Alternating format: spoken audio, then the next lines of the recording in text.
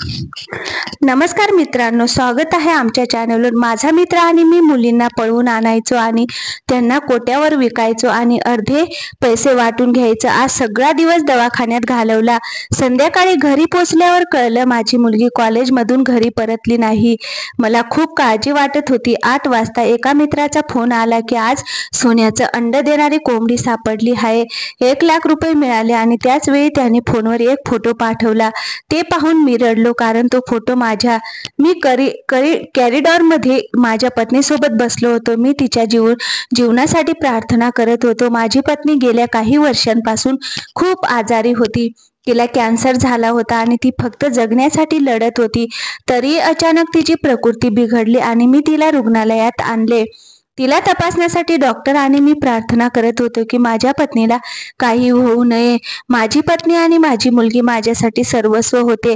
या दोघांसाठी मी कोणत्याही थराला जाईन। मी माझ्या बायकोसाठी योग्य आणि अयोग्य हा फरक देखील विसरलो होतो। त्यावर उपचार करण्यासाठी मी प्रत्येक चुकीचा प्रयत्न केला। प्रेम अशी गोष्ट होती ज्याची मी कल्पनाही केली नव्हती। मी पण माझी बायको बरी हो आणि कॅन्सर सारख्या आजारातून तिचे आयुष्य जिंकावे अशी प्रार्थना करत होतो। माझ्या डोळ्यात अश्रू आले आणि मी मोठ्या त्रासात बोललो। नंतर जेव्हा माझा फोन वाजायला लागला तेव्हा मी तीच प्रार्थना पुन्हा करत होतो। फोन पाहिला तर तो माझा मित्र दानिशचा होता।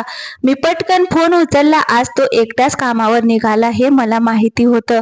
त्याला समस्या असू शकते म्हणून मी पटकन फोन केला, पण विचारल्यावर दानिश म्हणाला, आज का आला नाही? एकट्या मुलीवर नियंत्रण ठेवणे खूप कठीण झाले असते।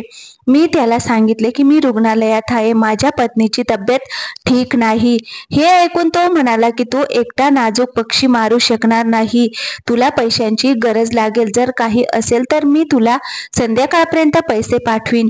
मी दानिशला म्हणालो, मला एक सुंदर मुलगी शोधण्याची गरज आहे, जेणेकरून मला माझ्या पत्नीच्या उपचारासाठी पैसे हवे आहेत। माझा मित्र म्हणाला की काळजी करू नकोस, मी स्वतः सर्व काळजी घेईन आणि तुला संध्याकाळपर्यंत पैसे मिळतील। हे ऐकून माझे समाधान झाले। मी फोन ठेवला। दानिश माझा अनेक वर्षांचा मित्र होता। आम्ही दोघांनी एकत्र काम केले, पण आमची मैत्री घराबाहेर होती। कधीही एकमेकांच्या घरात पाऊल ठेवले नाही किंवा एकमेकांचे कुटुंब पाहिले नाही। आमचे काम असे होते की आम्ही बाहेर हॉटेलमध्ये भेटायचो आणि तिथे बोलायचो किंवा फोनवर बोलायचो। आता त्याच्याशी बोलून पैशांची व्यवस्था होईल याचे समाधान झाले। मी बेंचवर डोकं ठेवून डोळे मिटले। जवळपास 20 वर्षापूर्वी माझे लग्न नीलमशी झाले होते।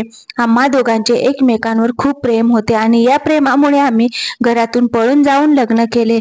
माझ्या घरच्यांनी नीलमला स्वीकारलं नाही, नीलमच्या घरच्यांनी मला स्वीकारलं नाही आणि नवीन शहरात आल्यानंतर आम्ही आमच्या नव्या जगात स्थायिक झालो। मी फार शिकलेला नव्हतो, मला खूप चांगली नोकरी मिळू शकली नाही आणि मला मिळालेली नोकरी टिकून राहणे शक्य नव्हते। नीलमचे माझ्यावर इतके प्रेम होते की तिने कधीही माझ्याकडे परिस्थितीबद्दल तक्रार केली नाही। भाकरीसोबत मीठ मसाला खाऊन ती माझ्यासोबत खूप आनंदी होती। पण लग्नाच्या 2 वर्षांनंतरच देवाने रीमाला आमच्या मांडीत बसवले। रीमाचा जन्म झाल्यावर तिच्या गरजा आणि इच्छा वाढल्या। खूप शोधूनही दुसरी नोकरी न मिळाल्याने दुसरी नोकरी करावी असा विचार करून मला शहाणपण सुचले आणि मग मला त्यात सहभागी करून घेतले। मी त्याला कॉफीवर भेटलो जिथे मी वेदनेने बसलो होतो। अश्रू वाहत होते। तो स्वतः माझ्याकडे आला। त्यानंतर माझे दुःख ऐकून त्यांनी मला त्यांच्या कामात सहभागी होण्याचे आमंत्रण दिले। काम ऐकल्यावर मी आधी मनाई केली। मी गरीब आहे आणि प्रतिष्ठित कुटुंबातील होतो, पण नंतर काही दिवसांनी मला जाणवले की रीमा आणि नीलम यांच्यासाठी मला काहीतरी करावे लागेल आणि त्यावेळी मी दानिशशी हातमिळवणी केली होती। मी आता दानिश काम करू लागलो। प्रसार करणे खूप सोपे होते, फार कठीण काही नाही। आठवड्यातून एकदा दानिश आणि मी एका सुंदर मुलीला पकडायचो। आमचा संपूर्ण आठवडा किंवा महिना अगदी सहज उडून जायचा।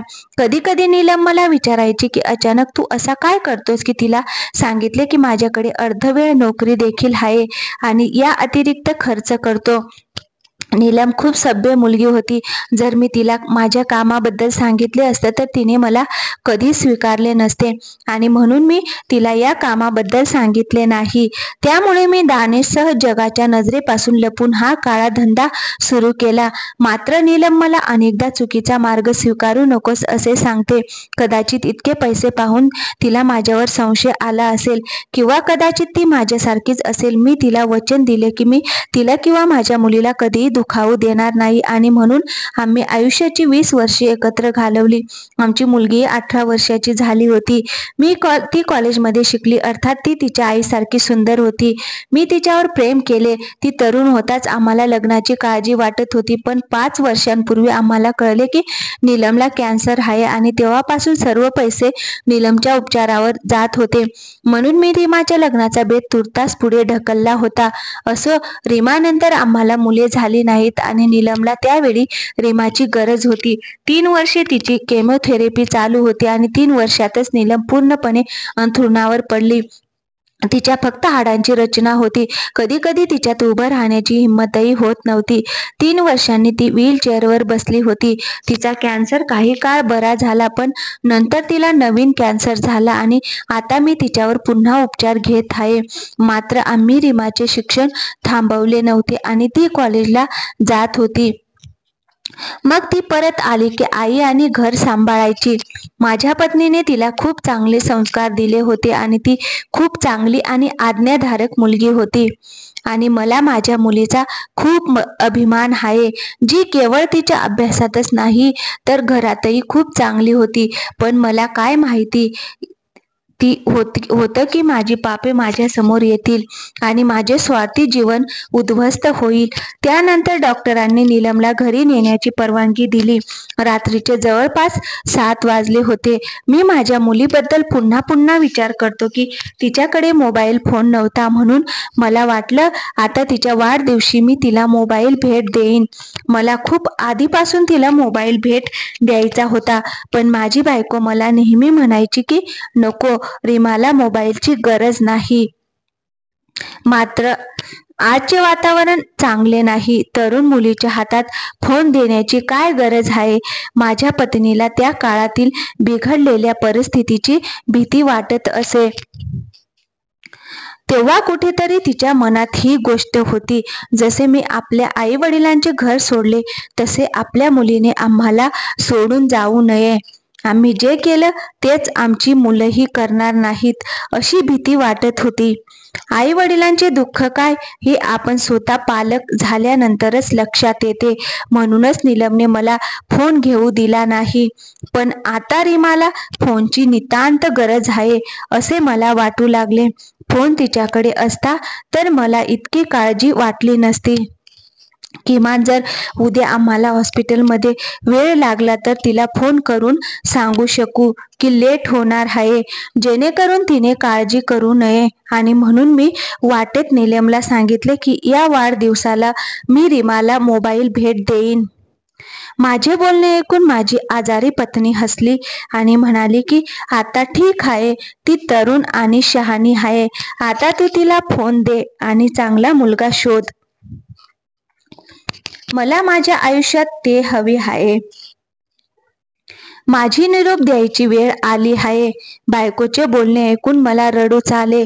मी म्हणालो, नीलम सावध राहा. तू फक्त रीमाचे लग्नच पाहणार नाही तर तिची मुलेही पाहणार आहेस. आणि आता आम्हाला एकत्र घालवायला बरीच वर्ष आहेत.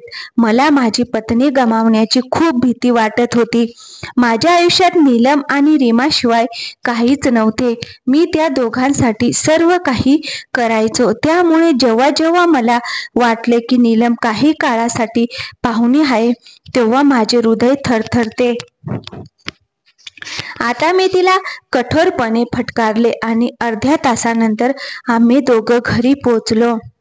तेव्हा हे पाहून माझा जीव गेला. दाराला कुलूप होतं. मी नीलमला दवाखान्यात घेऊन गेलो तेव्हा कुलूप लावले. काही तासानंतर रीमा कॉलेजमधून परतणार होती आणि तिच्याकडे घराची चावी होती. पण माझी मुलगी घरी आली नाही, तर मग ती गेली कुठे? मी आजूबाजूच्या वस्तीचा दरवाजा ठोठावला आणि विचारले, पण सर्वांनी सांगितले की रीमा आज कॉलेजमधून परतली नाही. शेजारी म्हणाले की आम्हाला वाटले की ती आता तुमच्यासोबत हॉस्पिटलमध्ये असेल. नीलमचा आजार शेजाऱ्यांना माहिती होता. ते विचार करत होते की रीमाही माझ्यासोबत हॉस्पिटलमध्ये आहे. मुलगी अजून घरी पोहोचली नसल्याचे पाहून नीलमची प्रकृती ढासळू लागली.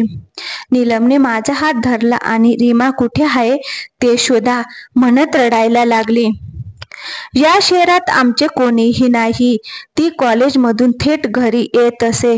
तिची कोणाशीही फारशी मैत्री नाही.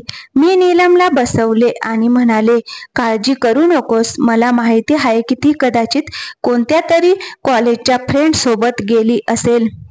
मी नीलम आणि तिच्या 2 मैत्रिणींना भेटलो, पत्ता विचारला आणि स्वतः शोधायला निघालो. पण नीलमला जिद्द होती की मी पण सोबत जाणार. आधी मी तिला आराम करायला सांगितले, पण तिचे अश्रू पाहून मी तिलाही गाडीत बसवलं आणि मग आम्ही रीमाला शोधण्यासाठी वळलो. रीमाच्या दोघी मैत्रिणींच्या घरी गेलो, पण दोघी म्हणाल्या की ती आमच्यासोबत कॉलेजमधून ग्रॅज्युएट झाली आहे. मग आमचे आणि तिचे रस्ते वेगवेगळे झाले आहे आणि ती घरी गेली. तिला घरी जावे लागले. ती कुठेही जाण्याबद्दल बोलली नाही. हे ऐकून माझ्या डोक्यातल्या शिरा दुखायला लागल्या. मी हाताने डोकं दाबलं आणि गाडीत बसलो. नीलम काय झालं विचारू लागली. रीमाच्या मैत्रिणी काय म्हणतायत? तिची अवस्था अशी नव्हती की मी तिला अशी वाईट बातमी सांगेन, पण मला करावे लागले म्हणून मी तिला सांगितले की ती कुठे आहे हे दोघांनाही माहिती नाही. हे ऐकून नीलम रडू लागली. तिची प्रकृती ढासळू लागली. तिला समजावून सांगा की ही रडण्याची वेळ नाही. तुझी तब्येत बिघडली तर रीमाला शोधण्याऐवजी मला दवाखान्यात जावे लागेल. माझे म्हणणे ऐकून तिने स्वतःला सावरले. मी इकडे तिकडे गाडी चालवली. मला समजत नव्हते कुठे जायचे. या शहरात आमचे कोण होते. इतक्यात दानिशचे फोन येऊ लागले.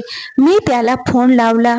ही वेळ कामाचं बोलायची नव्हती. मी माझ्या मुलीला शोधत होतो आणि तिची काळजी करत होतो. मी नंतर कॉलेज ते घरापर्यंत 2-3 फेऱ्या केल्या, पण काही सापडलं नाही. आणि मग पुन्हा दानिशचा फोन वाजू लागला. मी फोन उचलला आणि कानाला लावला आणि म्हणालो, यार मी मोठ्या संकटात आहे. माहित नाही रीमा कुठे गेली. याबद्दल काहीच माहिती नाही. मी नंतर बोलेन. तो म्हणाला, काळजी करू नकोस. तू कुठे आहेस ते मला सांग आणि मी येईन आणि आम्ही एकत्र शोधू. असो, आज एक अतिशय सुंदर सोनेरी पक्षी सापडला. करार चांगला आहे. तुझे पैसेही मी देईन. 1 लाख रुपये आहेत ते. हे ऐकून मी स्तब्ध झालो, कारण मला आजपर्यंत इतके पैसे कधीच मिळाले नव्हते. 50,000पेक्षा जास्त माझा हिस्सा होता. मी त्याला माझे लोकेशन सांगितले आणि माझ्या घराजवळ बोलावले. नीलमही गाडीत हजर होती. सामान्य परिस्थितीत मी नीलमला दानिश सोबत कधीच भेटलो नव्हतं, पण त्यावेळी मजबुरी होती. शहाणपण आल्यावर नीलमने तोंडावर दुपट्टा घातला आणि तेच झाले. नमस्कार करून ती मागे फिरली. माझी पत्नी तितकीच उदात्त आणि आदरणीय स्त्री होती. तिने कधीही माझ्या कोणत्याही मित्राकडे येण्याचा प्रयत्न केला नव्हता. दानिश मला विचारू लागला की माझी मुलगी कुठे आहे. तुझी मुलगी कुठे गायब झाली आहे. आजपर्यंत दानिशने आणि माझ्यात एकमेकांच्या मुलाबद्दल कधीच बोलणे झाले नव्हते. दानिशला किती मुले आहेत हे मला माहीत नव्हते, किंवा मला किती मुली आहेत हेही दानिशला माहीत नव्हते. मी त्याला सांगितले की माझ्या मुलीचे नाव रीमा आणि ती 18 वर्षाची आहे. ती कॉलेजमध्ये शिकते. मी हॉस्पिटलमध्ये होतो आणि बायकोला घरी आणले, पण ती रात्री घरी पोहोचली तेव्हा घराला कुलूप होते आणि ती कॉलेजमधून परतली नसल्याचे माझ्या लक्षात आले. माझा मित्र दानिश म्हणाला की आज माझ्या हातात सोनेरी पक्षी सापडला आहे. ती सुद्धा या कॉलेजची आहे ज्या कॉलेजचं नाव तू सांगत आहेस. आणि मग दानिशने त्याचा मोबाईल काढला आणि मला त्या मुलीचा फोटो दाखवला, जिला त्याने कोठ्यावर विकले आणि त्या बदल्यात 2 लाख रुपये घेऊन आला. पण हे चित्र पाहताच माझ्या पायाखालची जमीनच सरकली. मी दानिशची कॉलर पकडले आणि म्हणालो, ही माझी मुलगी रीमा आहे. कुठे विकली आहेस माझ्या मुलीला. माझं बोलणं ऐकून त्याला धक्काच बसला. तो म्हणाला, मला काय माहिती ही तुझी मुलगी आहे. मी तिला कॉलेजमधून एकटेच घरी परतताना पाहिले आणि मला जाणवले की ही खूप सुंदर मुलगी आहे. मी तिला कोठ्यावर नेऊन विकले तर मला चांगले पैसे मिळतील. आणि मी तिला कोठ्यावर नेले तेव्हा कमलाबाई त्या मुलीला पाहून वेड्या झाल्या आणि त्यांनी याचना करून मला 2 लाख रुपये दिले. मी दानिशच्या तोंडावर थप्पड मारली आणि म्हणालो, तू माझ्याच मुलीचा व्यापार केलास? तुला अजिबात लाज वाटत नाही? माझ्या कारमध्ये 1 लाख रुपये पडले होते. दानिश म्हणाला की तू देखील त्याचा भाग घेतला आहे. आम्ही नेहमी इतरांच्या मुली विकल्या आहेत तेव्हा तुला दुखापत झाली नाही. आजच्या आधी या कामाची तुला लाज वाटली नाही. तुझी मुलगी आली तेव्हा तू माझ्यावर हात उचलत आहेस. त्याला राग येत होता आणि गाडीत बसलेली नीलम हे सगळं दृश्य पाहून खाली आली. तिच्या चेहऱ्यावरून दुपट्टा काढला होता. दानिशच्या डोळ्याकडे बघत ती उत्सुकतेने विचारत होती की काय झालं. जेव्हा त्याची नजर नीलमच्या चेहऱ्यावर पडली तेव्हा त्याला कळले की त्याने माझी मुलगी खरोखरच विकली आहे. कारण नीलम आणि रीमाचे रूप अगदी सारखेच होते. तो स्वतःच आश्चर्यचकित आणि काळजीत होता. त्याने मला काळजी करू नकोस असे सांगितले. आधी वहिनीला घरी सोडूया आणि मग कमलाबाईशी जाऊन बोलू. नीलम रागाने म्हणाली, मला सांगा काय होत आहे. आणि मग मी ते रहस्य उघड केले जे मी तिच्यापासून खूप दिवसांपासून लपवत होतो. मी तिला खरे डील काय आहे ते सांगितले आणि ती ऐकून थक्क झाली. माझ्याकडे तिरस्काराने बघत ती म्हणाली की तू नेहमीच वाईट गोष्टी करत आला आहेस. इतर लोकांच्या मुलींशी गैरवर्तन केले. नशिबाने आज आमच्या मुलीचेही तेच केले. मुलीचा बाप होऊन तू एवढा खाली कसा पडू शकतोस? आपण कधी विचार केला आहे की आपल्यालाही मुलगी आहे? अवैध पैसे कमवून तुम्हाला शांती मिळेल, सुख येईल असे तुला कसे वाटले? आपल्या आयुष्यात बघ, तुझे बाकीचे सगळे पैसे माझ्या उपचारावर खर्च झालेत. तुझ्या हराम कमाईमुळे हे सर्व होत आहे. हे तुला अजूनही समजले नाही. नीलम मला शिव्या देत होते आणि मी शरमेने मान खाली घातली. मी रडत रडत नीलमची माफी मागू लागलो. तिने माझी मान पकडली आणि म्हणाली, मला माझी मुलगी परत हवी आहे. तुझ्यासारख्या माणसाला मी कधीच माफ करू शकत नाही. मोठ्या कष्टाने मी नीलमची काळजी घेतली आणि तिला घरी आणले.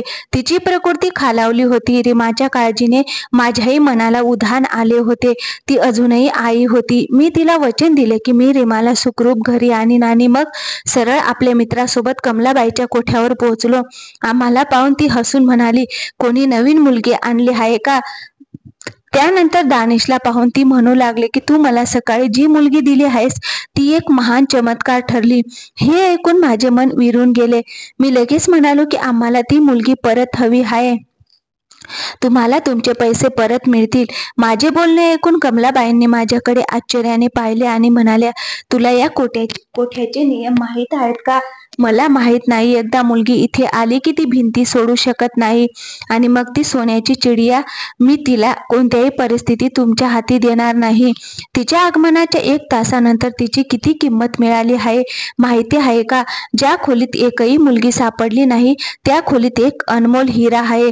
हा कोठा उजळून टाकणारा हिरा. माझ्या पायाखालची जमीन सरकत असताना कमलाबाई खूप आनंदी दिसत होत्या. दानिश कमलाबाईला म्हणू लागला की ती मुलगी आम्ही चुकून तुमच्या स्वाधीन केली आहे. आम्ही दुसरी मुलगी आणणार होतो पण चुकून ती विकायला आणली. ती योगेशची मुलगी आहे. योगेशची बायको खूप आजारी आहे आणि ती कॅन्सरची पेशंट आहे आणि ती तिच्या मुलीसाठी रडत आहे. चुकून आम्ही आमची मुलगी तुमच्याकडे सोपवली हे लक्षण आहे. कृपया तुमचे पैसे परत घ्या आणि आमची मुलगी आम्हाला परत द्या. आधी कमलाबाई आश्चर्यचकित झाली. मग तिने माझी अवस्था पाहिली आणि ती म्हणाली की ती मुलगी तुमची आहे की दुसऱ्याची आहे काही फरक पडत नाही. आम्ही खरेदीदार आहोत आणि तुम्ही विश्वास ठेवणारे आणि आम्हाला देणारे आहात. मी पैसे दिले आहेत आणि मुलगी घराकडे आहे म्हणून आता तिच्या परत येण्याबद्दल विसरून जा आणि आपल्या पत्नीचे सांत्वन करा. जसे इतर स्त्रिया आपल्या मुलींना विसरतात तुमच्या बायकोला तिच्या मुलीलाही विसरायला सांगा.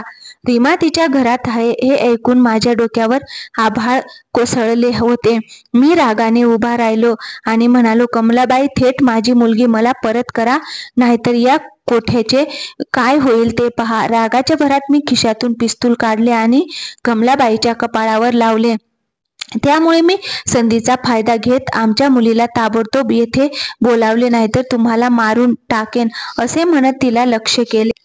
माझे म्हणणे ऐकून तिने मोलकरणीला खून केले आणि काही वेळाने मोलकरीण धावत येऊन म्हणाली, या मुलीने स्वतःची नस कापली आहे. ग्राहकही चिंतेत उभा आहे आणि मुलगी खोलीत बेशुद्ध अवस्थेत पडून आहे आणि आजूबाजूला रक्त सांडलेले आहे. हे ऐकून मी धावत आत गेलो आणि पाहिले तर माझी मुलगी जमिनीवर रक्तबंबाळ अवस्थेत पडली होती. आपली इज्जत एवढी गमावण्यापेक्षा जीव देणे तिला योग्य वाटले. मी तिला माझ्या मांडीवर घेऊन बाहेर पडलो आणि कमलाबाईची काळजी दानिशने घेतली होती. मी तिला गाडीत बसून दवाखान्यात नेले आणि मग तिथे मोठ्या कष्टाने उपचार सुरू झाले. हे आत्महत्येचे प्रकरण होते, त्यामुळे कोणी हात लावत नव्हते, पण मी भीक मागितली आणि मग कुठेतरी जाऊन तिच्यावर उपचार करू लागलो. मग ती शुद्धीवर आली आणि मी तिला माझ्या छातीला मिठी मारली आणि ती रडू लागली. मी तिला धीर दिला आणि नीलमच्या घरी घेऊन गेलो. तेव्हा नीलमने आपल्या मुलीला मिठी मारली आणि रडू लागली. आई, मुलगी एकत्र अश्रू ढाळत होती आणि मी गुन्हेगारासारखा माझं डोकं टेकवलं. मी दरवाजाच्या मागे उभा होतो. मला माहिती होतं की आता माझी बायको माझ्यावर कधीच प्रेम करणार नाही आणि तिचा माझ्यावर कधीच विश्वास बसणार नाही. माझ्या मुलीला त्या कोठ्यावर पाहून मी उद्ध्वस्त झालो आणि मला कळले की मी आजवर इतर लोकांना किती वेदना दिल्या आहेत. माझ्या मुलीला काही कळले नाही आणि माझी पत्नी तिच्या समोर काही बोलली नाही. पण जेव्हा ती परत आली तेव्हा ती खूप रागावली आणि म्हणाली, मला तुझे तोंड बघायचे नाही आणि मला हराम कमावण्याची गरज नाही. तू इथून जाऊ शकतोस आणि जर तू नाही गेलास तर मी माझ्या मुलीला घेऊन जाईन. मी माझ्या पत्नीच्या पायाजवळ बसलो आणि म्हणालो की माझ्याकडून चूक झाली आहे, मला माफ कर. ती म्हणाली, तू गुन्हा केला आहेस. तुमच्या स्वतःच्या मुलीचा विचार आला तर असहाय्य होत आहात. आजपर्यंत तुमच्या गुन्ह्यामुळे किती पालक दुखावले गेले, किती लोकांच्या वाईट प्रार्थना आपल्या मागे आहेत. हे सर्व केल्यानंतर मी बरी होईन असे तुला वाटते? किती पालकांचे शाप आम्हाला मिळाले हे तुम्ही सांगू शकाल का, ज्याने आपल्या जीवनातील शांतता दूर केली आहे? जेव्हा मी तुझ्याशी लग्न केले किती प्रेमाने एकमेकांसोबत राहायचो. देवाने आमच्या खुशीत मुलगीही ठेवली होती, पण तुम्ही देवाचे आभार मानले नाहीत, पापाच्या मार्गावर चाललात. मी तुला नेहमी सांगितले की चूक करू नकोस, पण तरीही तू असे पाप केलेस ज्याची परतफेड कधीच होणार नाही. की तुझ्या पापांमुळे माझ्या मुलीलाही खूप त्रास सहन करावा लागला, म्हणून तू आम्हाला सोडून निघून जा. नीलम खूप रडत होती आणि मी तिच्या पायाजवळ बसलो आणि म्हणालो, मी तुझ्याशिवाय राहू शकत नाही, पण मी वचन देतो की आता मी असं काही करणार नाही. मला माझ्या चुकीबद्दल पश्चाताप झाला. माझी बायको मला काहीच बोलली नाही आणि ती उठून रीमाच्या खोलीत गेली. आम्ही दोघे एकाच घरात अनोळखीसारखे राहू लागलो, पण मला हे चुकीचे काम आता करायचे नव्हते. मी मेहनत करू लागलो. नीलमची तब्येत हळूहळू सुधारू लागली. डॉक्टरांनी सांगितले की तिचा कर्करोग नाहीसा झाला आहे आणि काही वेळात ती पूर्णपणे बरी होईल, ती ठीक होईल. आम्ही आमच्या मुलीचे लग्नही चांगल्या घरात करून दिले होते. काही वर्षांनी नीलमने मला माफ केले, पण सत्य हे आहे की आजही मला माझ्या पापांचा पश्चाताप होतो. मी माझ्या मुलीसाठी वेड्यासारखी धावत असतानाची ती रात्र मी कधीही विसरू शकत नाही आणि जेव्हा मी तिला कमलाबाईच्या कोठ्यात पाहिलं तेव्हा मला असं वाटलं की मी कायमचा मातीत गाडला गेलो आहे. माझ्या मुलीला एवढ्या वाईट ठिकाणी पाहून माझा आत्मा उद्ध्वस्त झाला आणि मला त्यावेळी जाणवले की आजपर्यंत मी इतर लोकांवर किती अन्याय केला होता. मित्रांनो, मला आशा आहे की तुम्हाला आमची कथा नक्कीच आवडली असेल. जर तुम्हाला कथा आवडली असेल तर व्हिडिओला एक लाईक करा आणि प्लीज आमच्या चॅनलवर नवीन असाल तर चॅनलला सबस्क्राईब करा आणि हो, नोटिफिकेशन बटन दाबा, जेणेकरून तुम्हाला पुढील अपडेट्स आधी मिळतील. तुमचा मौल्यवान वेळ कथा ऐकण्यासाठी दिल्याबद्दल धन्यवाद. पुन्हा भेटूया अशाच एका नवीन कथेसोबत. तोपर्यंत काळजी घ्या. थँक्यू. धन्यवाद.